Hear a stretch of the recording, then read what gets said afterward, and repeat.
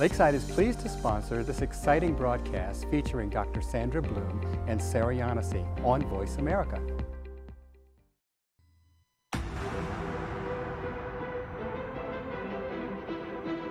Welcome to Creating Presence with your hosts, Dr. Sandra Bloom and Sarah Yanessi. Over the next hour, you'll learn about the processes that steer our hearts and minds and how to improve our collective social health. Welcome to Creating Presence. I'm Dr. Sandra Bloom, and I'm here with my colleague, Sarah Yanessi. Hi, Sandy, and hello to our listeners. Sarah and I have developed an organizational intervention to help organizations integrate trauma-informed practice, and we use the acronym PRESENCE. It stands for Partnership and Power, Reverence and Restoration, Emotional Wisdom and Empathy, Safety and Social Responsibility, Embodiment and Enactment, Nature and Nurture, Culture and Complexity, and Emergence and Evolution. This week, we're going to focus on safety and social responsibility, because in this podcast, we're looking at each of these letters separately, and we're bringing in thought leaders in a variety of areas to help us really expand our thinking and our work with the intent of improving our collective social health. So we're going to take a deeper dive into safety and social responsibility with a social health focus on journalism, the media, and trauma. We want to tell you why we're making a connection between safety and social responsibility and journalism. We know that our view of the world and our knowledge strongly influence our interpretation of information. That's sort of how human brains work. So much of the media that, so much of the information that we get comes from the media, both traditional sources of media and social media. And our beliefs about our own safety, our willingness to be socially responsible, whom we feel socially responsible to, are all influenced by what we know or what we think we know. And that boils down to how we make meaning of the information that we receive. I think a lot about the quote by Thomas Jefferson, a well-informed citizenry is the best defense against tyranny.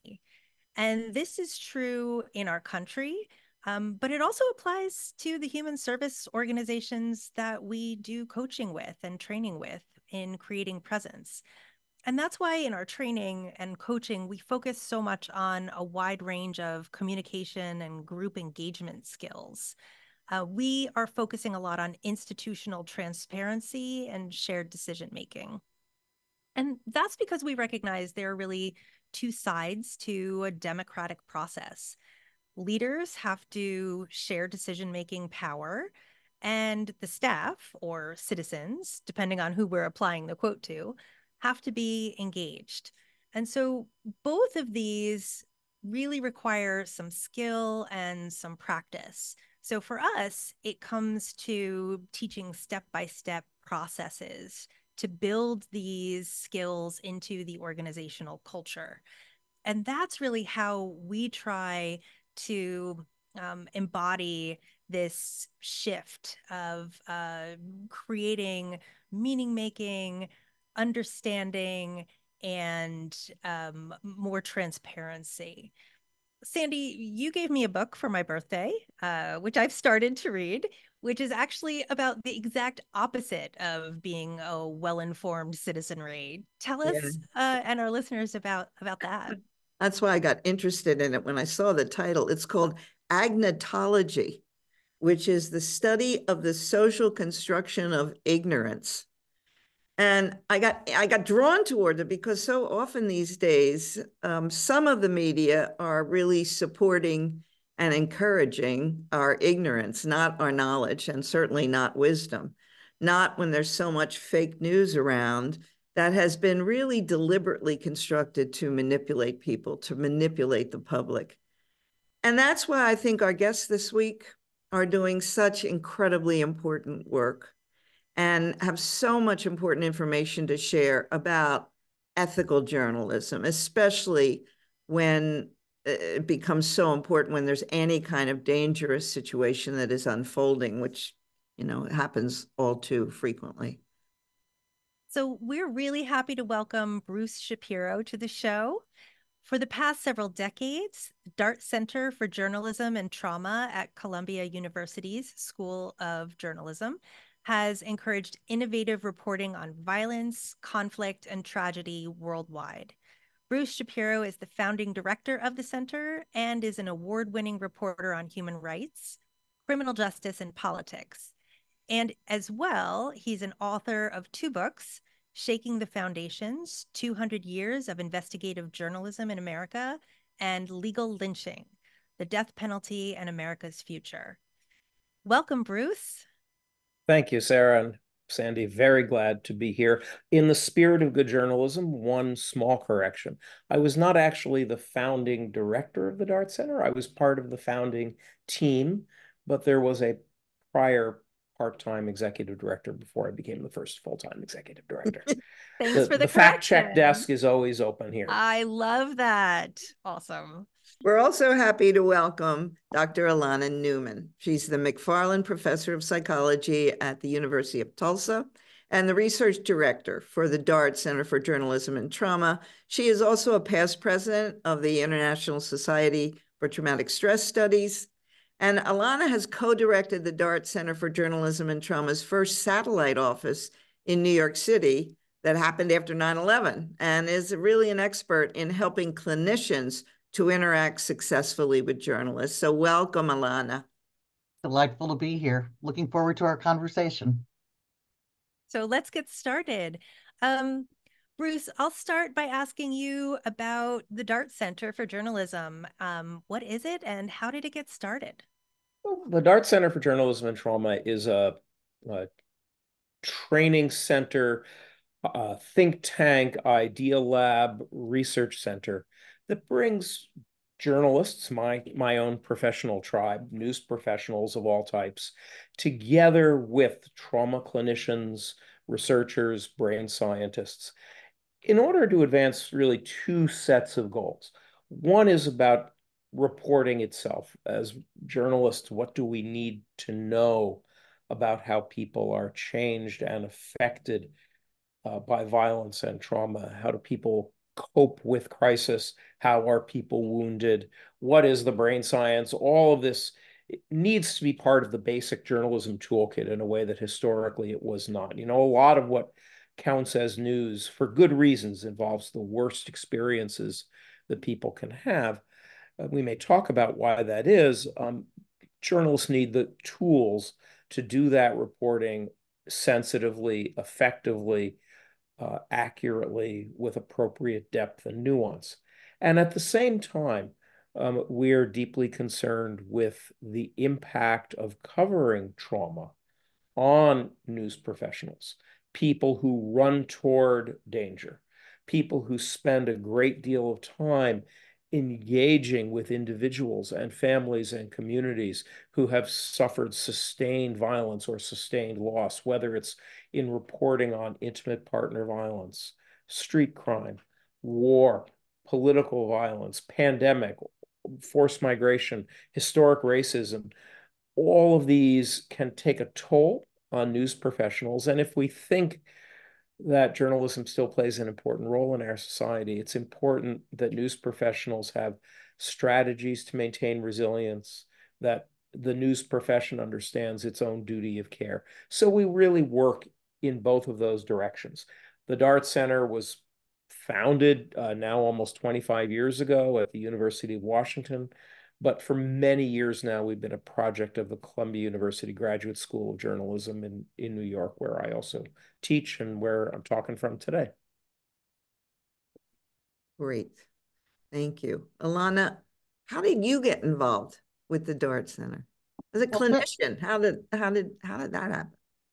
Yeah, well, early on, as Frank Ochberg and Bruce were having conversations and creating the DART Center, pretty early on, I was invited in to contribute as both a clinician and as someone who knew a lot about trauma. And I think we were just trying to remember this. I think the connection came through the International Society for Traumatic Stress Studies, where at that point I might have been the newsletter editor. Yep. I think that's And this, just to be clear, is a very long time ago. This is in 1999. Wow. And I believe that the very first thing we recruited you for, Alana, was a pioneering study of news photographers and their experience of trauma, which Roger Simpson, the founding executive director of the Dart Center, co-authored. This was, at that point, very few people, either in psychology or journalism, had looked at the impact of distressing experience on our profession. And this was pre-9/11, pre-Iraq. The idea in most newsrooms was you just suck it up and move on.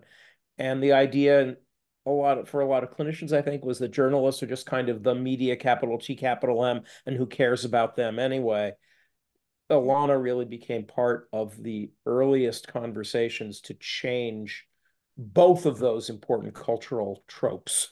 Wow. And when I I'm think about it, there really has been a large change in how people think about journalists. We used to think about journalists, people were like, journalists and trauma? What do those have to do with each other? And I think in the last 25 years, in part, I think to the Dart Center, we've really started to think about journalists as first responders, as people who are key allies in understanding trauma, in depicting trauma, in experiencing their own experiences of trauma. So I think it's really important to sort of contextualize that as well, how much we've changed. Sorry, Sarah.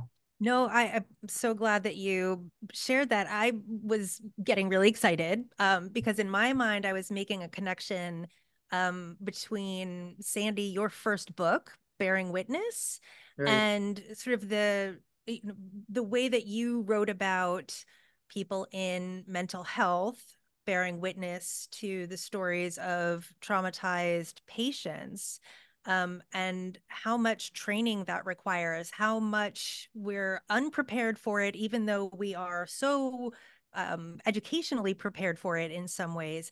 But thinking then about photojournalists and journalists, and this study just really that you were describing, that brought you into the Dart Center, just really connected for me that idea of bearing witness and being a first responder. Well, two things. First of all, I have to say, Sandy, that work of yours deeply influenced our thinking in setting up those initial Dart Center programs as they still do today. It really was a very important part of our conversation. But the other part that we've learned over time is not only how vulnerable journalists are, and I think this probably also parallels mental health professionals, but how many of our professional skills and how much of our culture can be a source of resilience, and that we can lean into having craft skills, having a clear sense of mission and purpose, having professional ethics, having trusted colleagues, all are such effective buffers against the impact of trauma. And so it's not, what we've learned over time is that we don't only need to talk about journalist vulnerability, though that's important. We also can talk very effectively about resilience and how to build that in individuals and in the profession as a whole. That it's so important because when Sarah was describing the beginning of that, I was thinking, at least if you're a therapist and you listen to some horrible story, your job is to do something about it. As a journalist, you're supposed to cover the story or photograph the story, and then you're kind of limited as to what you can actually do. So what you were just addressing, I think, is so important because you're teaching people they can do things. Well, and I also go being on. a professional witness, I think, is so essential. I, as a citizen, gain from all the work that journalists like from Bruce, they are the people who communicate to us what is going on in the world. They help us form opinions. They bring us to resources in times of disaster. They may keep us away temporarily and keep us safe so that we can move forward. The work that journalists do is so essential, both in breaking news and in long-term follow-up, that we really need to celebrate that, and journalists need to remember that. Yeah. Bruce, we have a couple minutes before our break. Can you tell us about your own experience as a journalist and how that's informed your work and contributions to your understanding of trauma? I spent many years in local journalism covering things like crime and politics at the local level, many years at the national level covering prisons, the death penalty, human rights, doing investigative reporting on civil liberties. I got into this work in the late 90s, because in 1994, while I was covering a very heated American political debate about criminal justice policy, I unfortunately was badly injured in a mass stabbing that had nothing to do with my work, but forced me to confront what limits were in my own toolkit and what limits my own profession had when it came to working with survivors of trauma. I began doing some thinking and writing about that, which is actually what brought me into conversation with Sandy and ISTSS and Dr. Frank Ochberg, with whom we ultimately co-founded the DART Center. In the late 90s, there were a number of us, some in journalism, some in mental health around the country, who were beginning to ask very similar questions. So for me, it was a journalistic pathway focused on the experience of covering others' trauma, and then having to reflect on my own experience and what was left unsaid there. Wow, thank you for that. And we will talk more with Bruce Shapiro and Alana Newman after this break. Thank you so much for listening to Creating Presence. We'll be right back. If you would like your organization to be aligned in its values, practices, and skills to be trauma-informed, trauma-responsive, and trauma-resilient, Creating Presence is the program you are looking for. The Creating Presence model is an online and coach certification program authored by internationally renowned Dr. Sandra Bloom. This program is designed to help your organization become certified as a safe and value-aligned place for both your staff and clients. Creating Presence is managed by Lakeside, the host of this broadcast. For more information as to how your organization can create presence, go to creatingpresence.net. Lakeside, your resource for trauma-responsive care.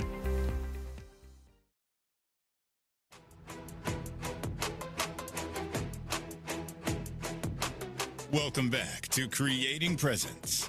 Sandy, Sarah, and their guests will discuss strategies and innovative practices for restoring our collective social health. Welcome back to Creating Presence. I'm Dr. Sandy Bloom, and I'm here with my co-host, Sarah Yanessi. And we're talking with our guests, Bruce Shapiro and Alana Newman from the DART Center for Journalism and Trauma. And we're talking about social health and of understanding the importance of safety and social responsibility as it applies to journalism and the media. Bruce, we were just talking with you about what brought you into this work. And now I want to give our listeners a chance to understand a little bit more about what you're doing. What are some of the lessons that you are imparting to journalism students about ethics? And what do you hope to accomplish or see in terms of changes? Well, let's start out maybe at the high level and recognize that while a lot of people will sometimes kind of bash the media for excessive focus on the sensational, which we often deserve, actually on the ground every day, reporters, photographers, and editors are engaged in really complicated ethical math, trying to figure out the best ways to bring urgently needed stories to the surface that really do demand attention, whether it's stories about how to keep children safe in their homes, whether it's stories about war and mass death, whether it's about borders, forced migration, refugees, gender violence. These are the fundamental issues, the choices that democratic societies make, and the public needs stories as a capillary system for understanding, right? And this in turn means that stories can't just be facts. They have to be people, right? And, on the one hand, we do at the Dart Center advocate for journalists understanding the facts of trauma, the facts of PTSD, and how people can be wounded over the course of a lifetime, and also how recovery works and all that. We want people to understand the science, the statistic, the policies. But as journalists, what we know in our guts and in our professional practice is that what moves people, what changes the world, are stories about individuals, stories that reveal individual experiences of suffering or recovery or both, stories that lay out lines of accountability for violation or violence or atrocity, stories that help individuals and families and communities gain safety and control over their own experience. And this means that from the very earliest moments of a journalist's careers, whether or not they go to journalism school, we are interacting with people who've been through a lot. Often the first jobs reporters have will involve things like covering car wrecks in their own community or covering police.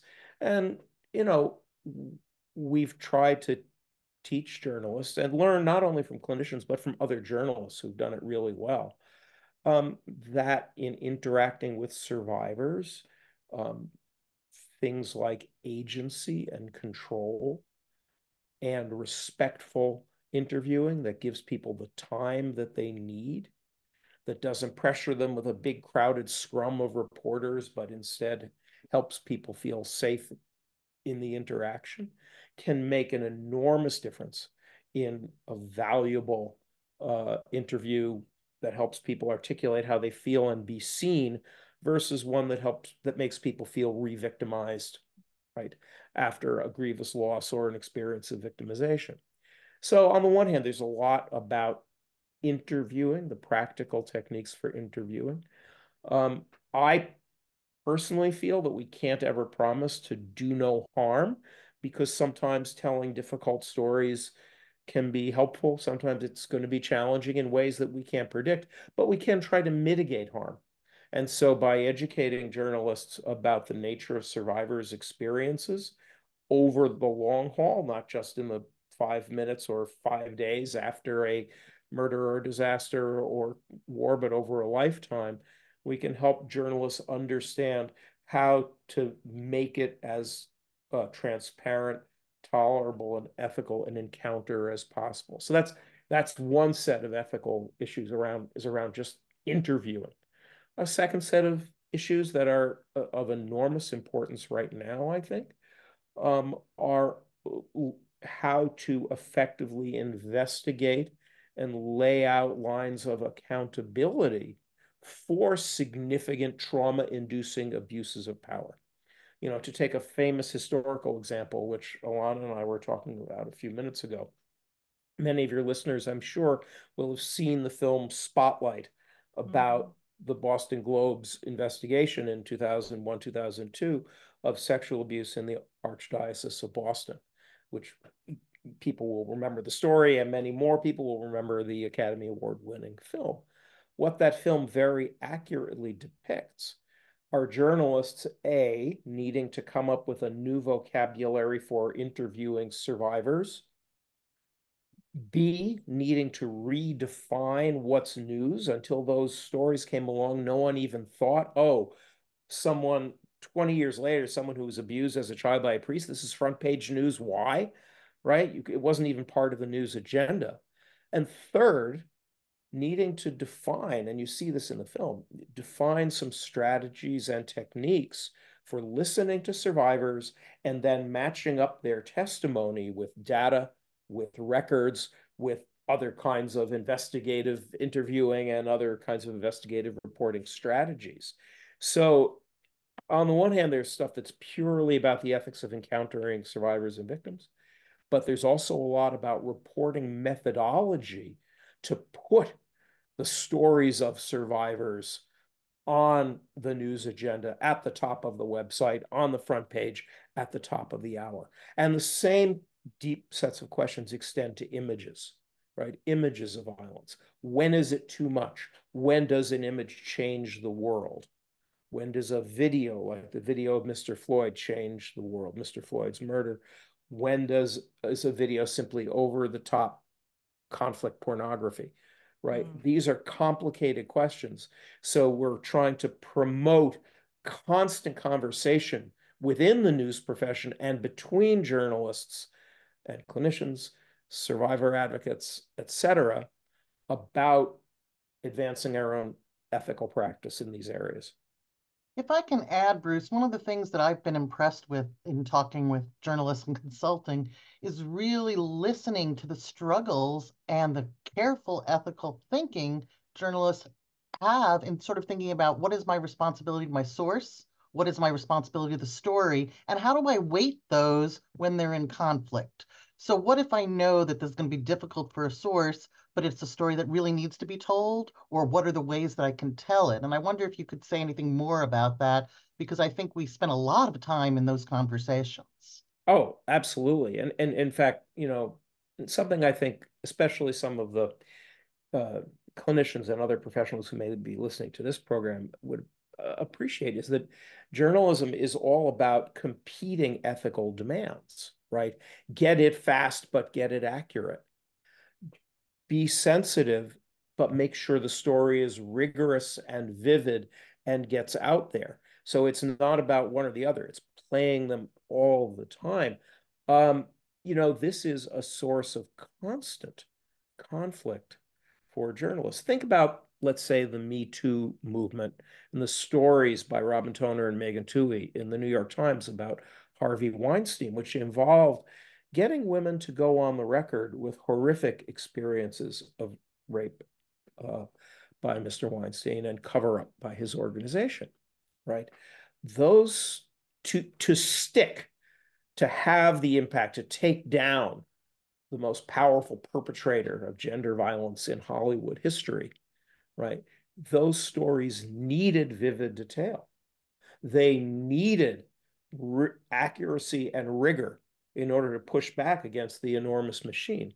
And at the same time, they needed the willing cooperation of those sources, right? This takes time.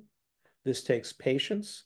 It takes often negotiation between reporters and their sources about what the outer limits of safety are. It sometimes requires reporters making unusual decisions, like, do you want your sister in the interview with you? Would you like your therapist to be part of the interview? And it sometimes requires journalists to let go of really valuable sources if psychologically they're not in a place to cooperate fully with the kind of fact-checking rigor that a credible story that rips the lid off an abuse of power that nobody wants told and that a lot of people don't even want to listen to, right? That requires. So it's a profoundly challenging set of ethical tensions, in some ways that are similar to the same questions that a sports reporter might have, except the constant presence of trauma heightens every single one of those. Get it fast versus get it accurate, get it vivid versus get it nuanced, all of those kinds of things. And there's even narrative ethics. We need people to listen to these stories, watch these stories, read these stories, and yet we don't want to sensationalize. What's the right balance between graphic detail and sensitivity, between drama versus excessive sensationalism? These, from the very first phone call to a source to the last period that goes onto a story, these kinds of tensions are being navigated by journalists every day. I'm thinking a lot about the point you were making about accuracy. And just in my personal experience of working with children who were often being interviewed about allegations that they had made, specifically about sexual abuse in the population that I was working with, and how important it was for interviewers, in this case, interviewers from the legal system, to understand how traumatized brains work, and that the stories may not feel like they make sense. They may be disjointed. They may be sort of, some details may change because they're filling in gaps of missing memory. And so it just really struck me, that parallel. And we spend a lot of time actually teaching them about that, thinking about children in particular, about the developmental issues there. And I think, we also lean on Judy Herman's notion of like avoidance and approach, and really thinking about, everybody, whether it's your audience, whether it's the journalist, or whether it's your source, have sort of a window of what they can tolerate and what they're avoiding, and trying to find the story, trying to interview in a way that's does that, trying to think about their own tolerance, and then thinking about how do you tell the story, again, narratively in innovative ways that interest audiences and doesn't repel them. How do you tell these horrible stories in ways that people care about and want to listen and understand? Again, speaking of the social responsibility of telling these stories accurately.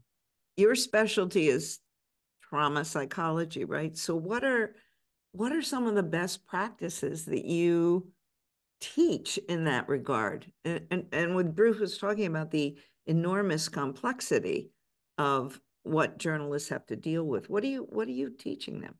So I think Bruce actually named a lot of the interviewing skills that we teach. We basically try to figure out what is it that we as clinicians know that could be helpful in understanding. And I think it all comes back to power and control, and giving up a little bit of that power and control so that your sources don't feel helpless, and I think it improves accuracy. So I think that's sort of a whole set that Bruce sort of just described, speak to that. Also, what is it that you really need to know? So going back to children, we don't need to ask children a lot. What is it that you really need from a child's voice that you can't get from anybody else? And thinking about what is it that you really need to glean from a particular witness, and how can you support that with facts, with fact checking and those kinds of things. So I think the interviewing part is fairly straightforward. I think we also spend a lot of time on having journalists think about their own self-care, which is a totally different notion. So most of our first responders have resources. They have people who are taking care of them. This is a totally still new idea, though it's changed over the last years we've been working, this idea that journalists deserve some organizational resources. So we do a lot of training about how trauma impacts you as a witness, biologically, psychologically, very much in the ways that Presence sort of talks about it, culturally, socially, and really getting them to understand that and to think about self-care not as a privilege, but as a ethical duty in order to tell those stories. And we talk a lot about what can you do at a personal level, what can you do at an organizational level, and what are the things that we know keeps people resilient, and what are the things that put people at risk. So we spend a lot of time talking about those things, the importance of social support, the importance, again, Bruce talked about meaning, the importance of having a center of ethics, the importance of boundaries. How do we think about boundaries? What is a boundary, and what should those be, and what do they look like in journalism? What is the duty of care? What are the responsibilities of editors and managers in assigning people, in supporting folks? One of the, I think, helpful notions that came out of the pandemic is this idea of personal protective equipment. And so really thinking about safety, we now think about physical safety. What is psychological safety in this context? And what are the tools to keep people safe? Things that we take for granted, remembering to self-regulate or just to breathe, remembering that you can take a break. Thinking about very simple strategies that you can do in a moment, that you can do in 5 minutes, that you can do in 10 minutes. And then specific strategies for some of the things that journalists are facing now that they really haven't had to face at the same level. Graphic imagery and content verification are, and Bruce mentioned this briefly, are really important. And what are the strategies for not having those images live in your head forever? And journalists really now, to do the kind of verification, are confronting more and more of just awful images. And it's something that we've really been focusing on. The other area that we've really been seeing is that we have moved from a place of thinking of journalists or good journalists as neutral parties to bashing journalists. The online harassment, which migrates to real life. There is a systematic assault on journalists now that has changed things, and really thinking about how do you protect yourself? How do you deal with that? And how, also, I would say, as our social responsibility for your listeners, our responsibility to speak up on behalf of journalists who are helping us. And I think we don't always think about that. To work in this particular environment, there are additional risks, psychological and physical, that journalists are facing, that we can change, and we must change, I believe, for democracy. I'm thinking about your comment about boundaries, and in creating presence, one of the things that we talk about so much around boundaries is disconnecting. Right.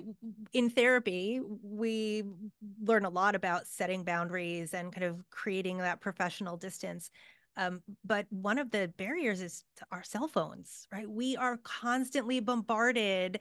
And I'm thinking about with journalists, not just, the news that they're covering, but the news that they are also, encountering 24/7 news cycles. And so that also feels like, an additional burden in this work. And it's part of the journalist's job to be engaged. And so and even sometimes we are evaluated on the basis of our social media presence. If you're in a newsroom, and that's audience engagement is part of the strategy, right? So actually declaring boundaries around social media and arousing tweets and posts and so on is an enormous challenge, especially for younger journalists now.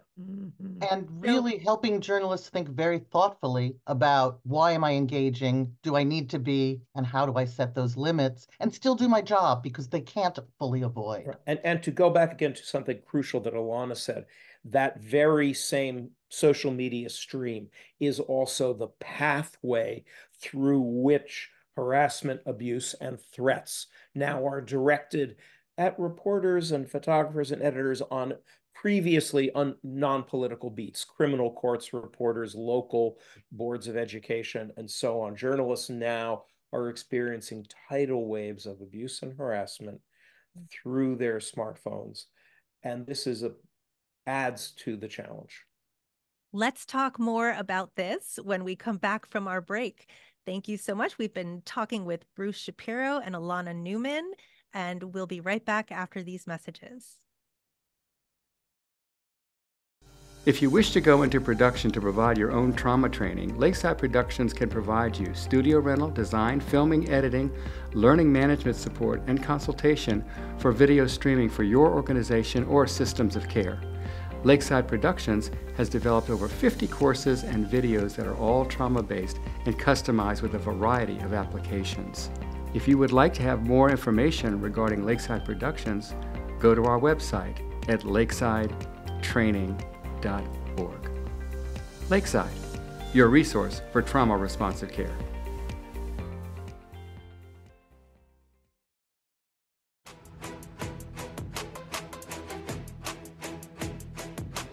Welcome back to Creating Presence. Sandy, Sarah, and their guests will discuss strategies and innovative practices for restoring our collective social health. Welcome back to Creating Presence. I'm Sandy Bloom, and I'm here with my co-host, Sarah Yanessi, and we're going to continue our conversation now with our guests, Bruce Shapiro and Ilana Newman from the Dart Center for Journalism and Trauma. We have been talking in our last couple of segments really about the experience of reporters, ethics around reporting. And I want to ask you both now to say a little bit about how reporting on traumatic events influences the consumers of the news or victims covered in the news. So I'll start with the research literature on this, the general public, and then I'll talk a little bit about victims, and then I'll toss it over to Bruce. What we know about just audiences in general is that people get they form their opinions from the news, and there tends to be a disproportionate attention or belief about how often crimes occur that is inconsistent with the reality based on what they learn from news articles and things like that. So it really does form views about safety and views about danger, which have real implications for citizens making choices in their own communities about those kinds of matters. So we know that. And we also know that views about victims are created by the way that news stories represent victims. Are they helpless? Are they powerful? Those kinds of things. What we know from the research literature, again, about how victims feel being covered in the news. Their biggest complaint is often about accuracy, and it's accuracy about names. It's not accuracy about the events. It's often accuracy about, have I, been my middle name wrong? Did they spell it wrong? Those kinds of things. But we also know that it's really important that they be represented with accuracy and with sensitivity.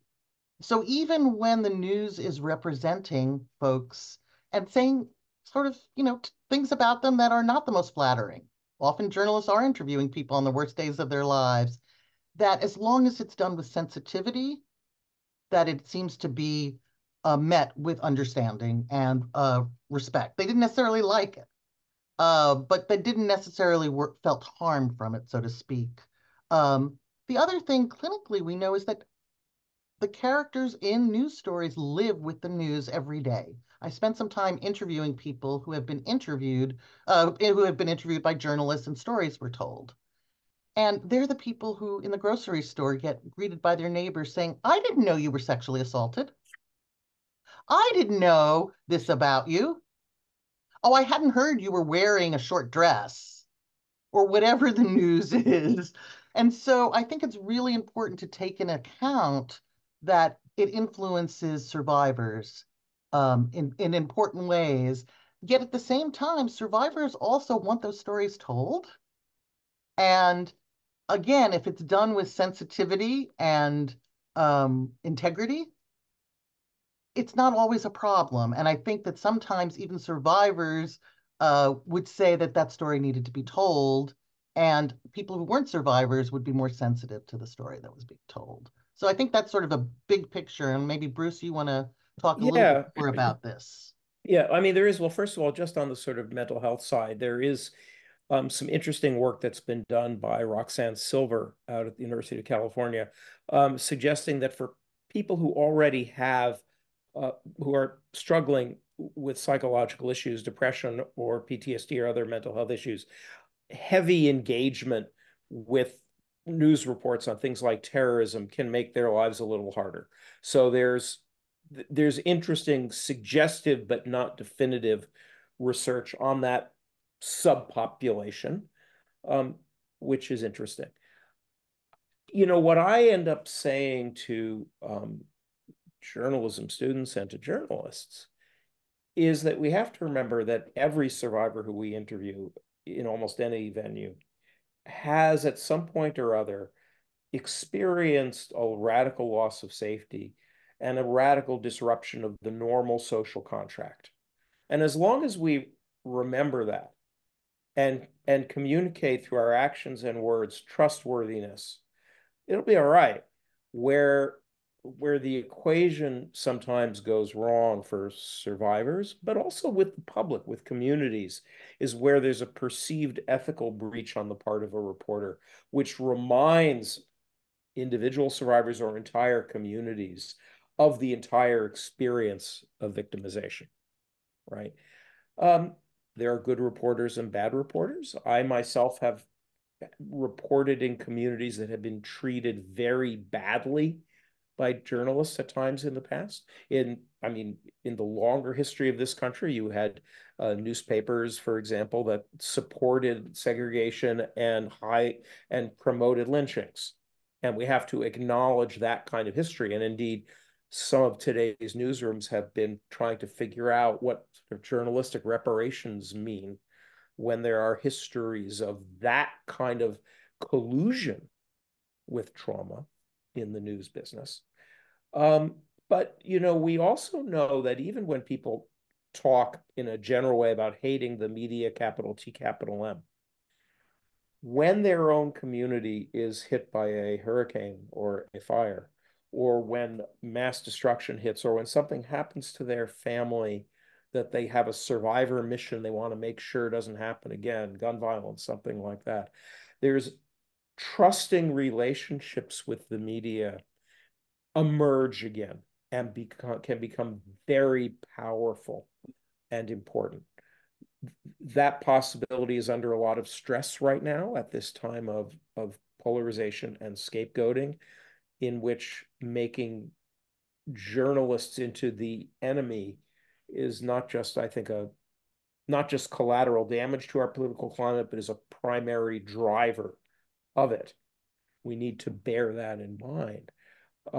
But I think the idea of the journalist as witness, of the newspaper as the capillary system for factuality and trust has never been more important. And we are seeing people try to recognize the need for that and find allies in other professions, including among clinicians. Allies emerge. And actually, just a quick add on that, a recent Dart Center project is something called the Journalist Trauma Support Network, jtsn.org, who are experienced trauma clinicians and researchers who have made the choice to get special training from Alana and other colleagues in the occupational culture and psychological safety and health needs of journalists, so that they're prepared to help news professionals do the job at a time when it's so desperately needed. And just like we've had trainings for mental health professionals on veteran culture, the journalistic culture is unique. And folks need to understand that, like what you were raising, Sarah, about avoidance is not a possibility. And being told to avoid the news and setting boundaries is not helpful. Right.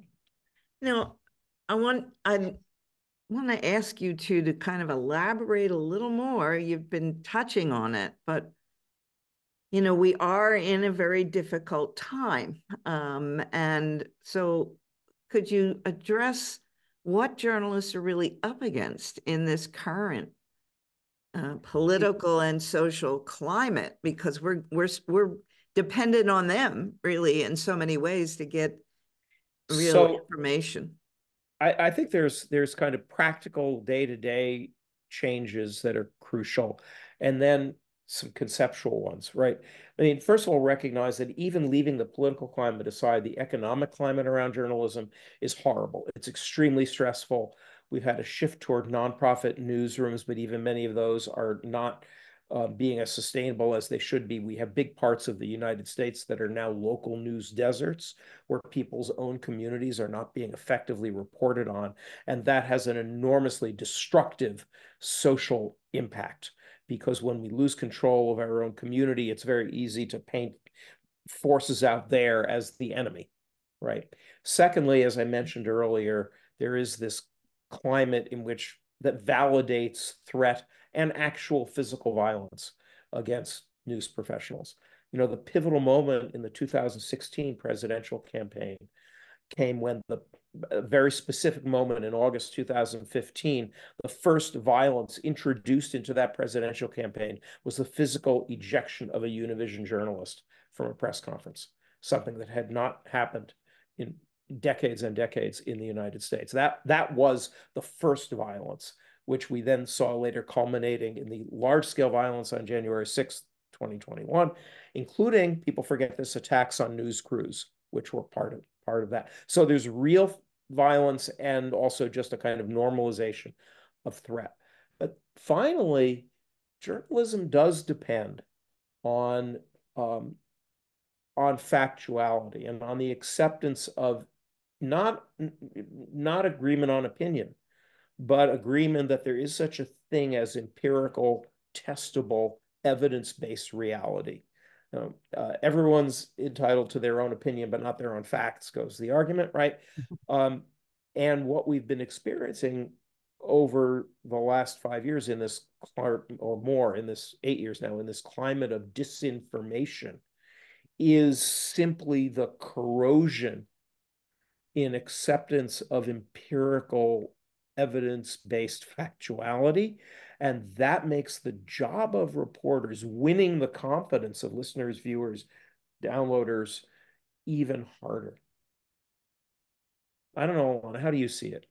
I think that you've summarized it, and I think, a couple things I would just say that action that citizens can take, or listeners of the program, are supporting news, whatever form that is for you, consuming news.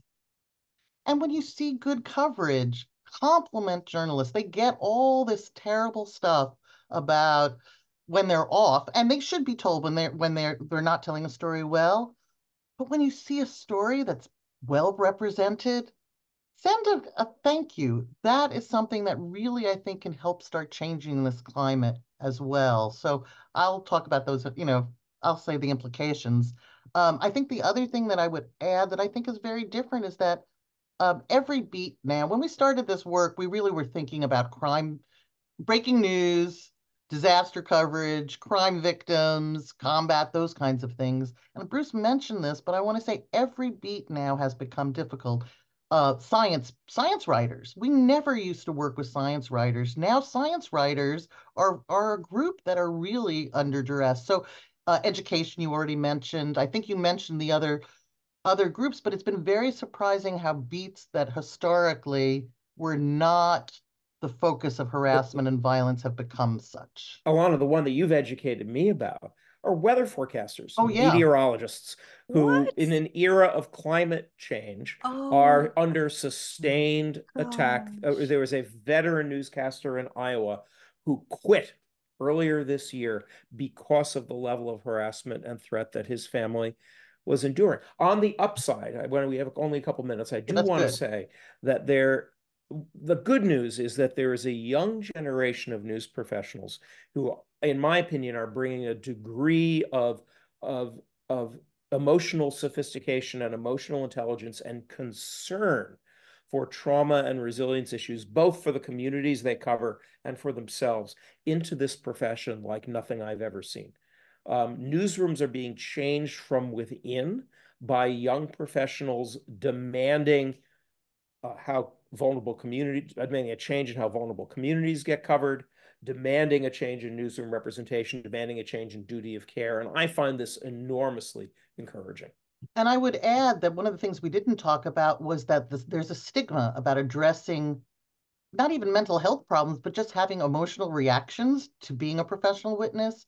And the young generation, I think, really, that's not an issue anymore. And that view is really being challenged by young professionals. What do you think still needs to change as you think about the future of journalism education? How is it different from how it's been, and what do you think still needs to be added? Well, I just did a study on this. And what was really interesting is that most journalism educators that we surveyed all said we need to add self-care, and that it was important, but very few of them did that. And so I think it's a lot about adding more of the skills, because that's not in their tool set, and making sort of those kinds of skills part of the tool set. Bruce? Bigger picture, journalists need protection, validation, and support along the lines that Alana was describing. That is a crucial culture change that is will make a vast contribution toward revitalizing American democracy. And if there was one thing, since we only have 1 minute left, that you would tell consumers to do that could be the most useful about what we're talking about, what would it be? Recognize and appreciate good coverage when you see it. Don't start with the presumption that it's all the media, capital T, capital M. Recognize their individual reporters and look closely at stories and say, oh, that was good. And as Alana said, do something about it. I agree with both of those. Thank you both so much. It's been such a pleasure having this conversation with you. And thanks for listening to Creating Presence. We just heard from Bruce Shapiro and Alana Newman from the Dart Center for Journalism and Trauma. Join us next week while we continue our exploration of creating presence concepts, when we'll discuss embodiment and enactment with Dr. Lindra Bills, who will talk about trauma art narrative therapy, and Dr. Scott Giacomucci on trauma-informed psychodrama, and David McCorkle on trauma and the arts. You can reach us at creatingpresence.net or voiceamerica.com. See you next week.